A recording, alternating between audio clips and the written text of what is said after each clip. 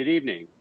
My name is Kent Dix, CEO of Life 365, and welcome to Season 2, Episode 2 of The New Normal. Today, we'll be talking about patient engagement and personalization, empowering consumer-driven healthcare. Before I introduce our panelists for the evening, I want to take a minute and thank all the healthcare providers, first responders, school teachers, family caregivers, and many others helping us through the current COVID-19 pandemic. Thank you all for your service, especially the guys that are giving us the shots.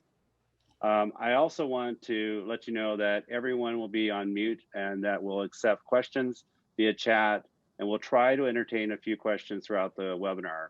We have reserved some time for questions at the end. If we don't get to your questions, we'll answer them after the webinar and post them on the recorded video on the Life 365 Health website or www.newnormal.buzz tomorrow. Now, I want to take a minute and introduce our distinguished panelists and have them provide a quick 30-second, so I'll do the introduction. Dr. Roxie Mooney is healthcare commercialization strategist for Legacy DNA. Dr. Roxie helps health tech innovators unlock their path to profit. She transformed 20 years of business practice, 7 years of researching, and over 500 plus peer-reviewed articles and 160 plus interviews with health innovators in a repeatable method to go from an idea to full-scale adoption. She advises startups and emerging healthcare brands and has involved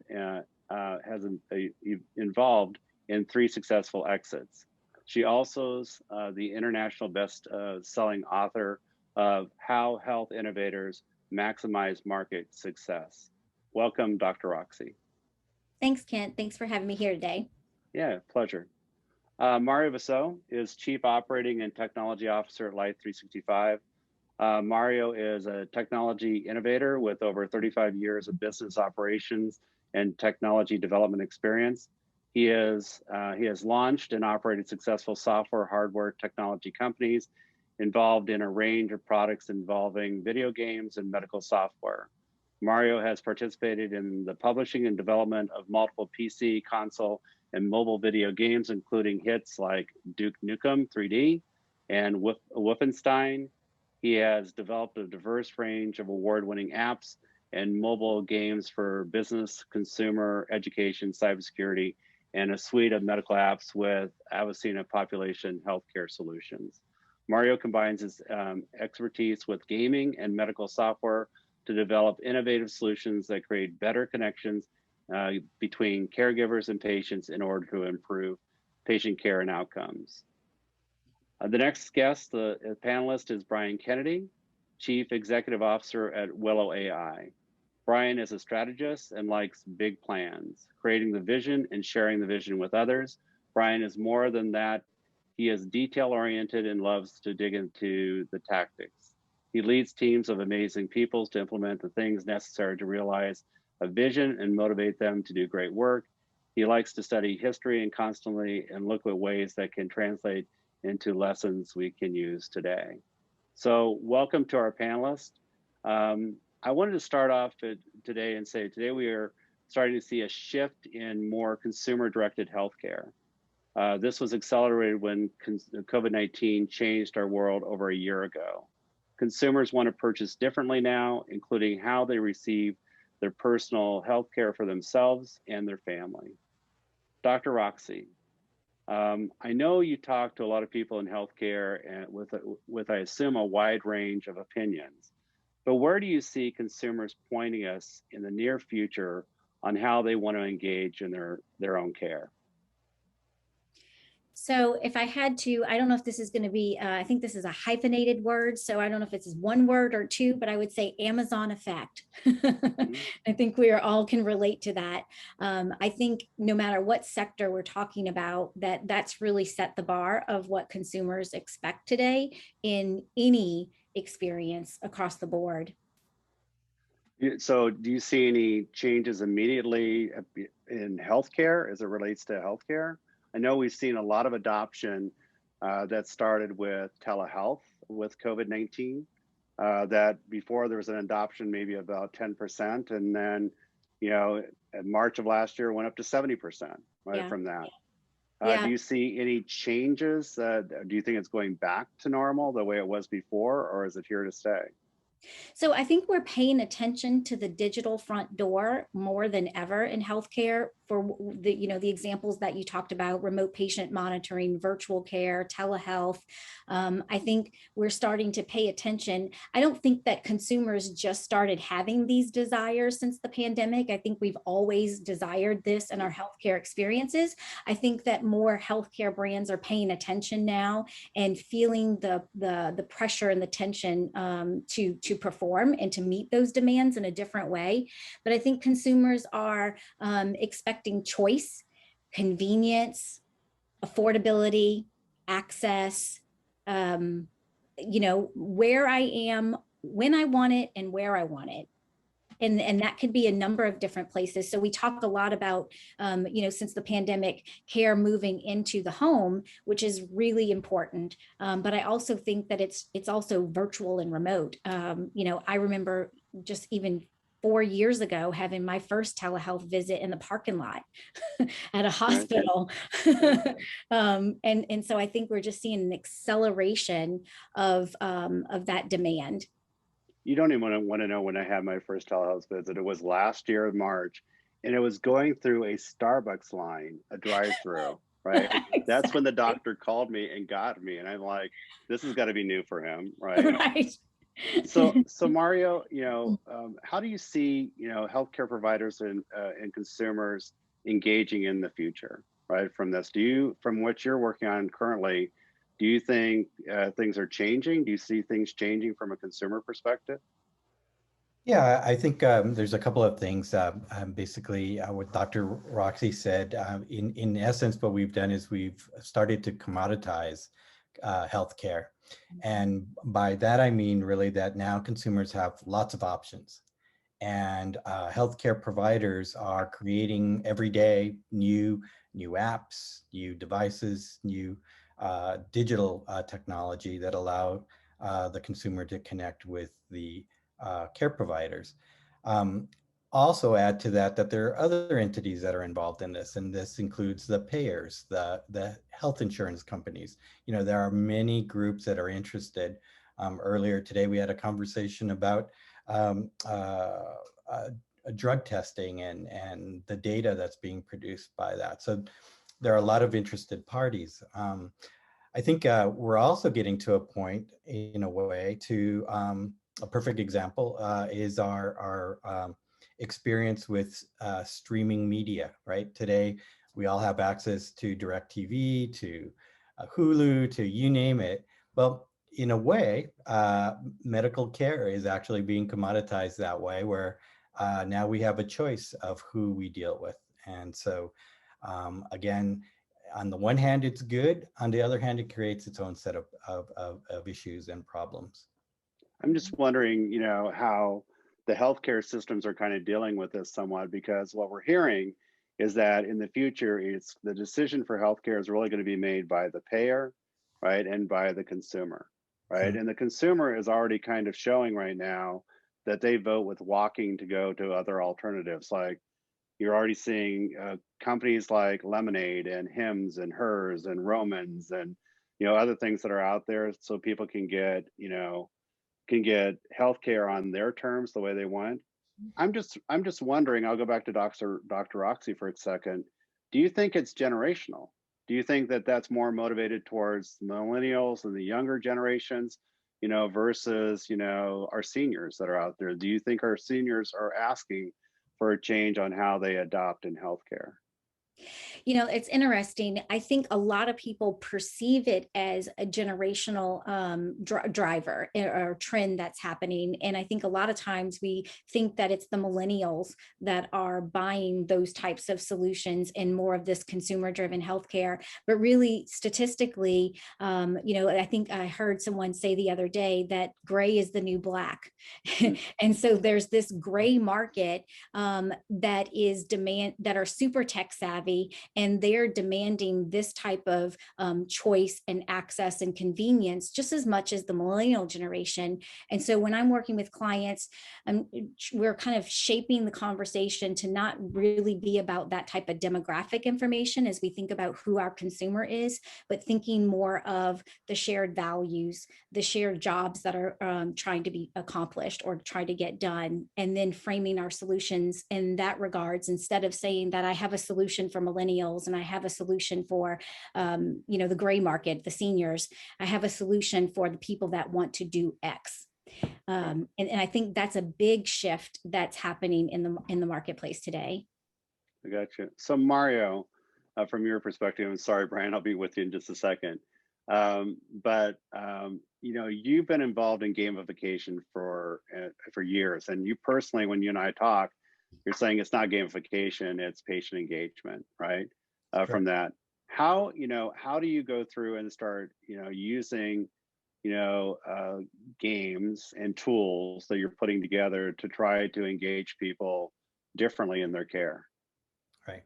So a couple things. One is a perfect example is the Apple App Store, where right now you can get over 100, maybe 400,000 games, and you have a choice, right?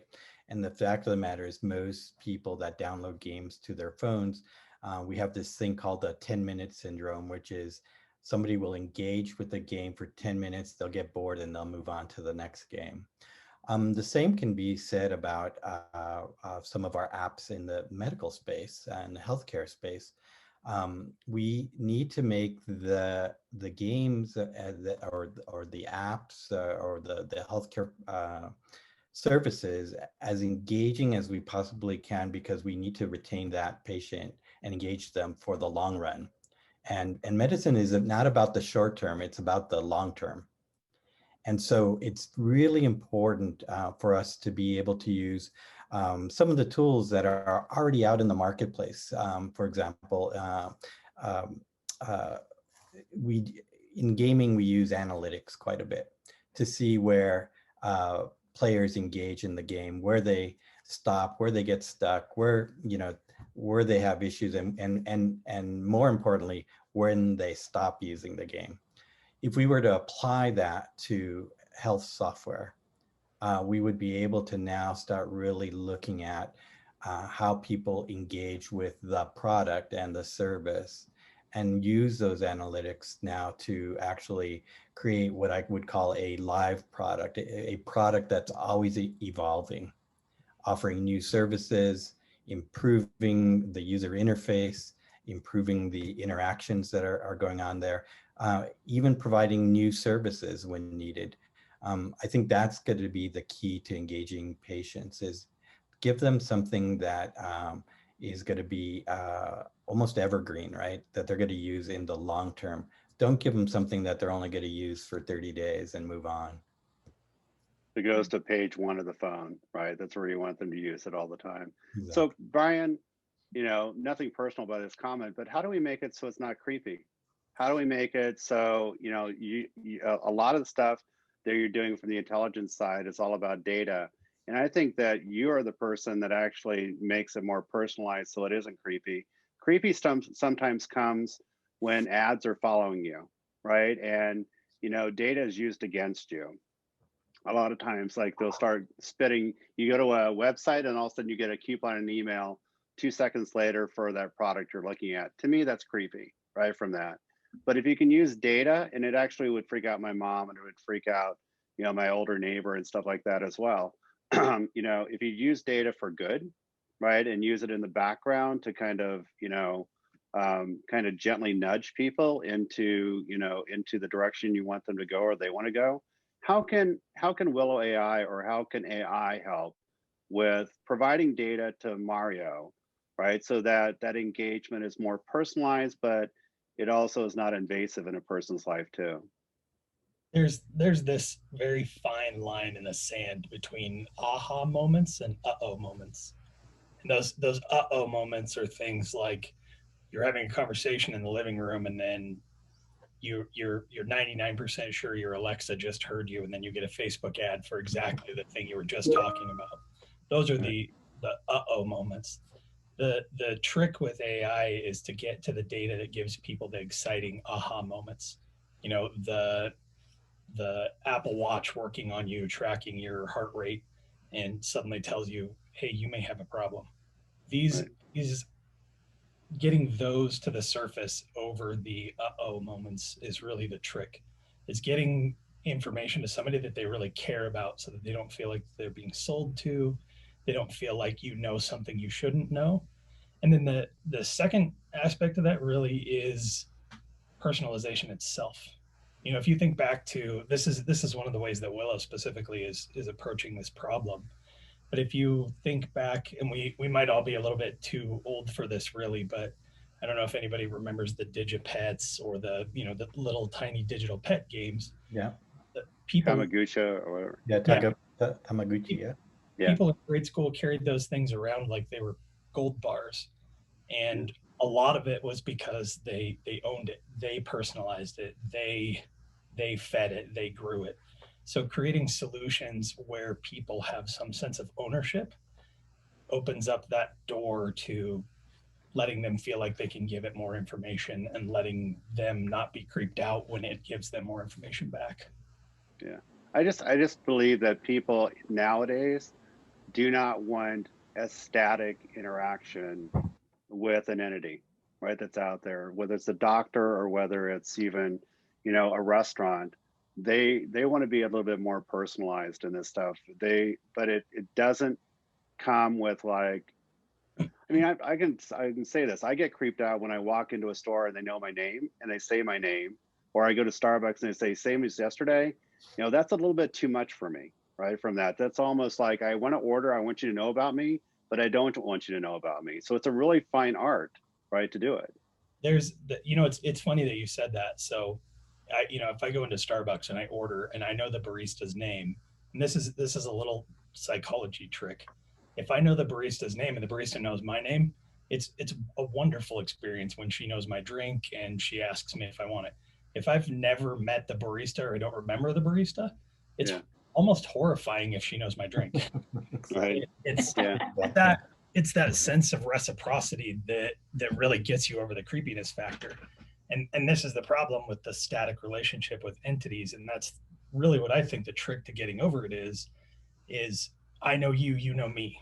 Mhm. My, you know, my experience should have some reciprocal nature to it, and if it doesn't, then you're always going to have that creepy feeling. Yeah, you know, Brian, it's also about value, right? If you're receiving value because you have a good interaction with the barista or with the software or with the medical provider, you're being rewarded in essence, right? So you're happy. And I really believe that engagement is about how much happiness we can create or value we can create for you, the patient.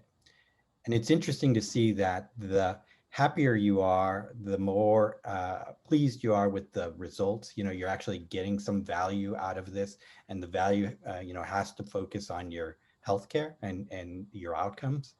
The more those patients are willing to participate in surveys, for example, in interactions that actually create value for the population as a whole. But if you go into these products without providing value, you know, people are smart. They're going to sense, oh, all they're trying to do is get information from me. You know, there's no reward there. And I think that that's something that we need to bring in from the video game side is really the risk reward factor, right? So there's for the minutes you spend, you should be able to get something of great value back. You know, go ahead. I was just going to say, I think that's kind of a culmination of what we're talking about today, where it goes back to choice and that everyone's going to be different and how they perceive what's creepy and what's cool and that fine line. And so I think it's choice, right? You know, we see about preferences and being able to set up some of those preferences. Like for me, I love when I log into Netflix that whole dashboard is customized to what I like and what I don't like. And then my consumption behavior, affects the algorithm to then get smarter and smarter of what I want. So, I mean, this sounds really lazy, but I don't even have to go up to the search bar and look for something, right? So I think, but other people might go, well, you know what? I really don't want that. I want to be able to go to the search bar and find, I don't want to just be limited to the movies or the experiences that are being fed to me. I want to be able to choose what I'm experiencing. And so I think just consumer choice and being able to customize those preferences are really where we have to go as innovators. Yeah, go ahead, Mario. Sorry. Oh, I was going to say, in the age of COVID, after a year, of working from home, the last thing you want to tell your wife is, what are we going to have for dinner tonight? Where all of a sudden you're going, who's going to go get dinner? So same thing with these products and healthcare is sometimes I really believe you need to be able to give some guidance. But as you said, you have to be able to cater this to the pre-selected settings that somebody has, right? So if somebody has COPD, you're not going to offer them something for diabetes. And so being able to get from the get-go, be able to almost do an a la carte or a menu of things that are pertinent to you, that's the first step towards personalization. Yeah. We've always talked about in our company and working with some of the payers out there, about how can I actually get something that's personalized, on a virtual care app. And part of it, my thinking was, I don't want to see, if I'm going to, as part of the app is saying, you get free Uber rides. And by the way, you get, your medication refilled and you get, free telehealth, consulting that's out there. That's all part of your benefit plan coming from your insurer. And they have a marketplace out there. In the marketplace, I don't want to see, diapers and catheters and wheelchairs and everything else that kind of makes me feel old, right? I want to see things that are related to my care. And so, we're going to have to be able to, it can't be a static site. It's got to go through and know me and know what I want and not what I don't want, right, as well. And that's where I think the gamification comes in, or the games come in. I think that's where the AI comes in, and learning people. But it's got to be really, really serious about, not being creepy about it as well. I'll say that again. When I come across a product out there that does it right, a product or a service, like all our meals show up at our doors now, like HelloFresh or Blue Apron or other things are out there, and they get it right for our diet and things that are inside the box, it shows up on time. Hopefully they don't miss an ingredient and stuff, and it's just seamless, right, from that. And I'm like, they got it right? I didn't have to worry about food showing up. If food shows up on Thursday, I have meals for the weekend, everything works out great from that. And that's a lot to do with service and delivery, but it's a lot to do with personalization as well, right? About what I want and what my wife wants and what our diet is and what our mindset is at the time too. I think services just have to work, right, from that, without being creepy. One other example I use really quickly is the airlines. A lot of the airlines use apps that only pertain to the stuff that you want to do at the time, right? It's not putting everything else on the screen that gets you confused.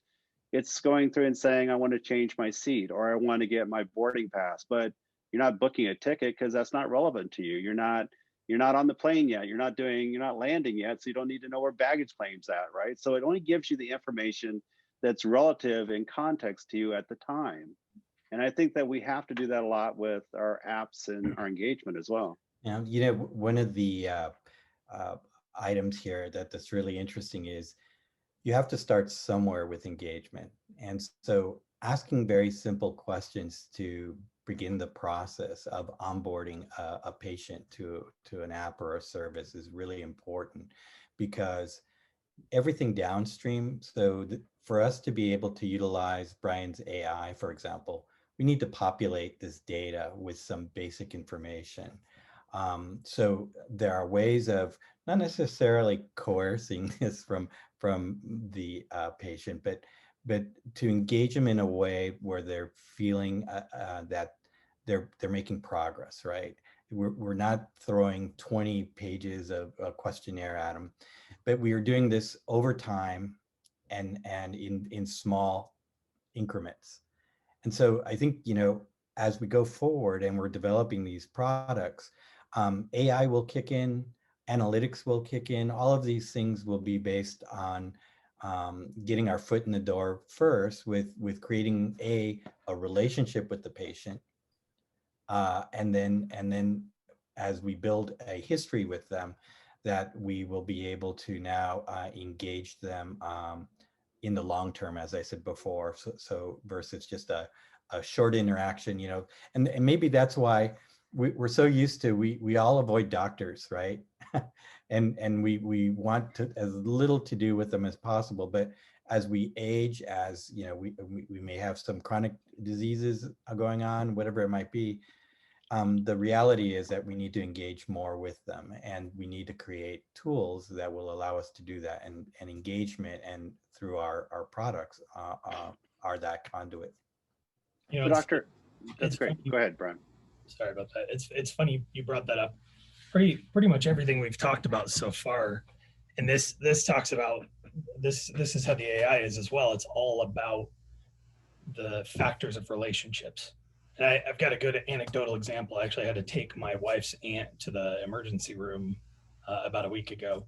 She had a 12-year-old girl slam her hand in the door, and her hand looked like a grapefruit afterwards. And fortunately, nothing broken, but the experience watching it, especially considering everything that we're doing in and around healthcare, was fascinating. And it's funny, Kent, that you brought up the creepiness factor. It's one of the things she actually complained about the doctor, was that the experience at the ER was creepy. We had, you know, basically the ER tech come in first and get her checked into the room, followed by a nurse who took her vitals, and both of them asked the exact same set of questions. And then the doctor came in and asked the exact same set of questions. Right. And by the time the doctor left, she went, I feel like one person could have asked me those questions, and she was obviously most disconnected from the doctor. She was closely connected to the nurse, because the nurse kept coming back in, did a lot of things for her. And, you know, he was the most personable of all the people, developed the best relationship. And when the doctor finally came back in to let her go, it was almost humorous to me. She looked at the nurse to get the cue. Am I actually good to go? Or does the doctor just not care? What's going on? The doctor was very abrupt, and you could tell, and we talked about it in the car ride home, that the doctor, she found him creepy. He was quick. There was no relationship. There was no back and forth. He was in and out. He did his job. And I think deep down, this is one of the reasons that we avoid doctors. And this is also where the AI plays in things, is that if we can focus on how to improve relationships, not just between two people, but between computers and people and information and people, there's a lot more depth of relationship than just human to human. Right, makes sense. So Dr. Roxie, how do you think, you know, healthcare systems are actually going to start adapting to, you know, personalization and changes in consumer demands, right, that are out there? Yeah. So I think that a lot of organizations are really struggling with the things that we're talking about right now. There's a framework that I use called the digital maturity model. And it's like 5 different phases that an organization goes through: reactive, organized, connected, and wait, I missed it, intelligent, and digitized. And so I think a lot of these organizations are really struggling between being organized and being digitized. Like as a general rule, when we are growing our companies, we're throwing more people at things, and we don't have systems and processes in place. And for the most part, they haven't been digitized.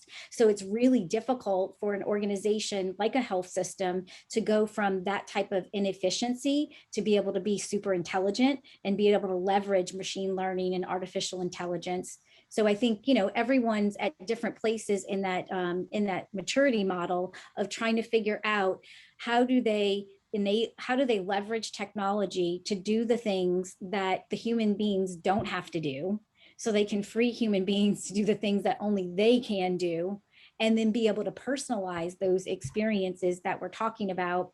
And it's exciting, but we have a long way to go. Yeah, it seems like that, you know, health systems are very, very concerned about protecting the data that they give for consumers. Brian needs a lot of data. I mean, he Yeah. needs a lot of data for his AI. And even if it's de-identified data or data insights that are out there, I mean, there's a slew of data, right, that's available around a patient potentially. How comfortable you think they're going to be in sharing that data so Brian can make more personalized, you know, solutions to be able to cater to the patient? So if I was building a sales strategy for that initiative, I would look for the early adopters, and I would be looking for those health systems and health plans that are the most connected and the most intelligent, because they already understand the value of leveraging data to be able to provide that consumer experience. And I think that those are the ones that see it more as an opportunity. Of course, they're still going to have guardrails in place to safeguard that patient information, but I think that that's the group of customers, if you will, that are more likely to share. And because they see not only how you or they benefit, but they even see how their patients, right? So when they're thinking about patient satisfaction and patient engagement, they recognize, those groups recognize that this is the path, that we'll never be able to stay competitive and be able to offer these amazing patient or caregiver experiences if we don't have some type of interoperability with other collaborative partners, because they're never going to be able to provide everything. And the key is being able to integrate that data. Yeah, the one thing that's a great answer. The one thing I wanted to go with you, Brian, on is a little story I always share. But you know, when my mom was living, and my dad, you know, from that perspective as well, they had, you know, issues, you know, from a health perspective, and they were on, you know, they were in and out of the hospital on an ongoing basis. And it was interesting we would sit down and even our team, and including Mario, and we think of scenarios of how to connect them together. And mom, if you gave her a tablet, she would sit on all day long and she would fill out surveys and she would, you know, do coupons, and because she wanted to be engaged with the tablet. Dad was completely off the grid, right? So how do you engage with people, you know, to get them engaged in their own care? How do you engage with, I always called it the family circle, and, you know, Mama Bear was taking care of Papa Bear and the communicator for Papa Bear, right, from that, and try to get data in.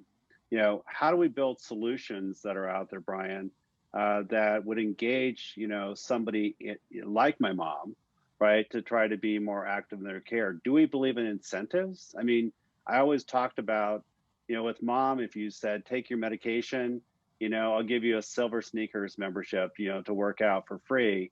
And she would basically say, I only walk 300 steps a day. That's not going to motivate me. But if you gave her a Netflix subscription, and I've gone with this example for years, she would value that. She would take her medication. She would fill out the surveys because she got Netflix for free every month, right, from that. And she didn't go to the hospital. It saved thousands of dollars.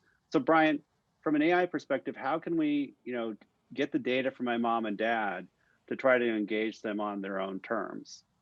Well, this is where a lot of AI companies that are out there right now are getting it wrong. So there's two real, we'll call them giant flavors of AI, and one of them is human aware AI, and the other one is your standard traditional artificial intelligence machine learning services. This one assumes that computers know everything. This one assumes that humans and computers have to work together because you get the best of both worlds. And that's really the trick is you take your dad, and I could actually put this in my own house, but you take your dad and his disengagement from the tablet. It's because whatever got put in front of him lost him. And your example with Netflix and your mom is perfect. It's those measurements of trying to get any artificial intelligence models that we build to be aware of what motivates a given person. We have to just assume that everyone is different. The rewards that they want are different. Their personality traits that they have are different, and the things that they respond to are different. I've got a personal example. My gym hits me up once a month after, I think it's after I've been to the gym consecutively every for a 10-day period. And it doesn't happen very often because I usually don't go on the weekends. But if I did happen to go on the weekend, I will get it like clockwork. Hey, we noticed you went for 10 days. Here's a free personal trainer session. And Okay. I look at it and I go, I don't want that. All that he's going to do the entire time is try to sell me a personal training subscription with him, and I don't want to do that. It's not a motivating factor for me, and therefore that thing that they're trying to get me to achieve, I will never achieve it. I will never continue to achieve it. And so any models we build have to take both sides of this data into the question. What is it that motivates you? And figure out how to address people like people. And that it's the funny thing. This is why I say this other AI model gets it wrong, is that we've spent so many years trying to get artificial intelligence to act more like people, when instead what we need to be doing is getting artificial intelligence to ask people more what they want out of the relationship with computers. Okay, I gotcha. So Mario, how do you turn that all into a game, into a game, right? To make my mom happy and engage her in her care. So there are many ways of doing it, and I think from what Brian just said is spot on. The way you would do it is you would first you'd come up with the concept of what you want to accomplish in the game. Now there's a lot of things we can do in the game. The game, can be for entertainment purposes. It can actually derive value. We can actually measure their interactions within a game to see how cognitive they are, how alert they might be. We can insert survey questions. We can do all kinds of things. But the first thing we need to do is define what we want to get out of the game, right? And if the game is something that is used to motivate, that's one possible use, to extract information and come up with ways of engaging. We may just be wanting to engage with a brand, but let's say what we really want to do is engage them in their own care. And so if we use this game as a tool to do reminders and to connect them to other people so they don't feel isolated, those are things we can define, and then we can start building the game to do that. So again, the sky's the limit on what you can create. It's just a question of what you want the end results to be. Sorry, go ahead. And I think that the interaction, like you guys are talking about, between the technology and asking the right questions, right? So when a transaction or an interaction like that happens, if the gym membership example that you gave, Brian, where if they followed up and they asked you how satisfied you were with the personal training, then they would have learned that that's not what's driving and motivating you. So kind of getting a pulse of that, and then being able to maybe even give you an open-ended question of like, well, what would? And just those little one or two questions to kind of help personalize that experience, I think could make a difference on whether we really understand what's going to drive the behavior that we're looking for. Yeah, and the interesting thing is that we actually use that for engagement, because what we do is we kind of prod you a little bit. We prod. We see how you react to different situations. In our casual games, like for solitaire games or little adventure games, what we'll do, or Candy Crush is a perfect example. Candy Crush will know exactly what you've done with the game. They'll know exactly what hours you've played the game. And then they'll hit you up for, hey, would you like to get an upgrade for 99 cents where you get these extra lives, all of this. But they know exactly that it's 11:30 at night. You're probably really tired. You just ran out of lives, and hey, for 99 cents, you can get an extra life. And you're so tired, you go, yes. So again, those mechanisms exist in gaming to create this engagement. And so again, soliciting, and this is the creepy part, but soliciting a predefined reaction from a patient is not difficult to do if you can put these mechanisms in place. I've never played that game, but I hear it's like crack. It is. Yeah. It is. You spelled out the perfect example of what I was really trying to say, is that it's about creating the impression that I'm giving you what you want, not giving you what I want you to have. Exactly. And if Candy Crush is doing it right, they're saying, oh, hey, you're one level away from the magic number 150. Here's one life, so you can give it one more shot. Versus that feeling where they hit you with $99 for 100 random things because I want your $99. That's the end game, is getting the person on the other end to feel like they got what they wanted, not what I want them to have or what I want them to buy, even worse. Exactly. It's interesting, and we just got a few minutes left, but University of Pennsylvania Wharton School of Business actually took our previous company's device called the Health Pal, which collected data from scales and blood pressure and everything else, and they created a lottery terminal out of it. Basically, they actually sent it out to patients and said, if you take your readings, every reading will be entered into a lottery for a drawing. And they sent it out to, several hundred patients that are out there. And the amount they drew out of it was not a lot. It was like $500 or $1,000, but the compliance went up immensely, right, from it, because there was an economic reward or an incentive out of that. So I always bring up, and I know you have to be careful in healthcare, about aligning the right selection or incentive out there to get the patient to do the right thing, to get the right outcome at the right ROI, at the right cost, right, from that. And it also has to be somewhat of a fuel efficient engine. My mom would have loved to sit there and played games, right, gamed with other seniors. And I always envisioned, like, I've got this coupon for Eliquis that's good for a year. Can you use it? Right, I can't use it. Can you trade me something at Hy-Vee, right, grocery store instead? And I could see them doing that, right?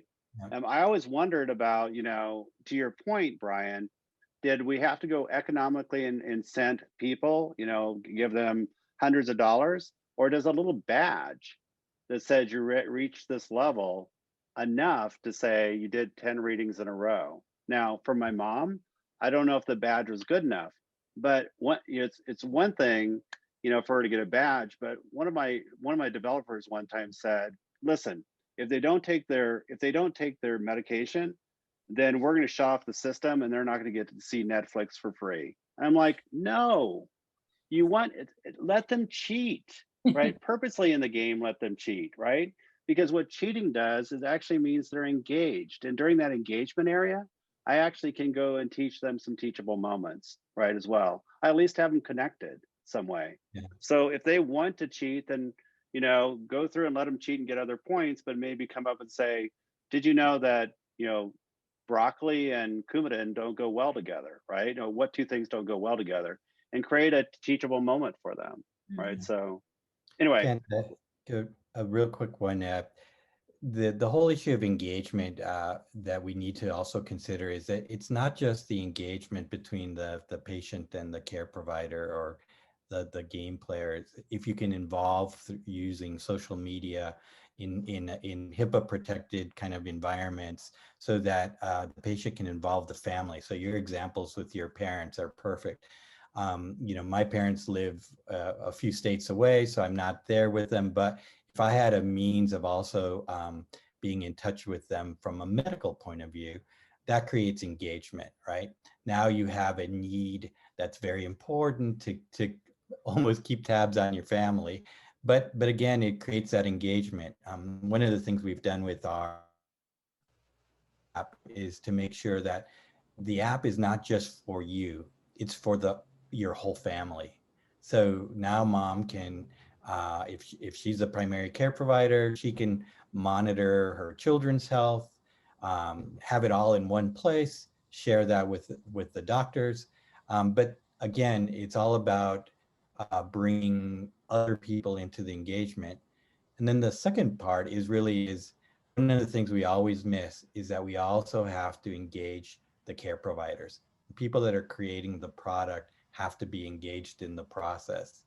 And so that's one of the things everybody misses. They forget, oh, we're so focused on the patient and the customer that they forget that, oh, we have to engage the care providers and also offer them some form of motivation um, to work with that app or the product or the game or whatever it might be. The social aspect that you brought up, I mean, this is where we have had some of the biggest wins in the safety and transportation industry. You know, our safety application that we work with, that's legitimately the biggest driver behind it, is that everyone in the company uses this app, everyone from the CEO of the company all the way down to the janitor. So even though we're trying to keep the inline construction workers safe, that social aspect of it, the fact that the CEO also filled it out and somebody gets the CEO's card that they filled out in the app, is huge. And it goes the same in the healthcare industry. If you find a way to successfully socialize and engage both the end user of the product and the care provider, you are really closing that chasm. Yeah. Mhm. Makes sense. My 92-year-old grandmother lives with us, and my sister and I share the responsibility. So she rotates. Every 30 days, she's with us. Every 30 days, she's with my sister. And so talk about, like, there's not a single caregiver, there's multiple caregivers. And so it's such a fragmented experience because I don't have any digital tools in place to be able to know what happened in the 30 days she was at my sister's and vice versa. And so I'm just waiting for, if anybody's out there that knows of some kind of technology to kind of bring us all together, so I can know we got the digital drug list. I know all of our doctors, it's all in one place. And then I know what happened in the last 30 days. And then my sister can communicate in that app back and forth of, hey, grandma did this, and back and forth. I mean, I think that, as I have conversations just, in my, circle of influence, that seems to be more and more that it's not even just one caregiver, it's multiple caregivers. Yeah. That go ahead, Mark. Oh, the one component of that you brought up, Dr. Roxie, earlier was really the ability in when you mentioned interoperability. We are confronted with a ton of different products out there, and one of the things that's a big turnoff to engagement is that you have to go from one app, one product, one service to the other. And being able to bring these things together under one product, one offering, one company is definitely a goal that we would like to attain, and we've been working towards that. But I think that at the end of the day is one of the biggest engagement factors out there. It's really is being able to serve up a personalized solution that provides a multitude of services, but all in one package. Well, we gotta wrap up. This is an engaging conversation. One of the things I will say is when we first started up, we talked about the care circle, right? And actually, the care circle meshes that you take care of your own care, your own family, but what about your neighbor? And they've got their own care circle as well. And then actually creating something very, very interactive but passive on the front. I always thought about like a digital, picture frame, right, for mom to see pictures and stuff. But it's a coordination in the background saying, hey, you've got mom for church on Sunday, you've got mom for for dinner on Saturday night, and kind of coordinating through all of the family. So mom doesn't see that, but the family sees it, right, and brings it together. So there are definitely tools that we need to be able to help with coordination, especially with the senior community, but kids too, getting them to soccer practice as well, right? Not just seniors. Anyway, I just want to thank everybody for attending this evening. I want to take a minute to thank our distinguished panelists, Dr. Roxie Mooney and Mario Vassaux and Brian Kennedy, for your participation and great insights into patient engagement and personalization, empowering the consumer and consumer-driven healthcare. I'm sorry we couldn't get to questions tonight, but we'll post the video on life365.health and at www.newnormal.buzz on our website. Please be safe and healthy, and we'll be back next week, March 17th at 4 p.m. Remember, daylight savings changes on Sunday, so 7 p.m. Eastern time, with the next episode entitled Hospital at Home, Increasing Access to Care, with Jonathan Bandel and Dr. Zolt Kolsar from White Plains Hospital, and Dr. Madad Shafa, our Chief Medical Officer at Life 365. So thank you so much and have a great evening. Thank you. Thank you. Thanks. Thank you for Thank having you me. guys. Thank you.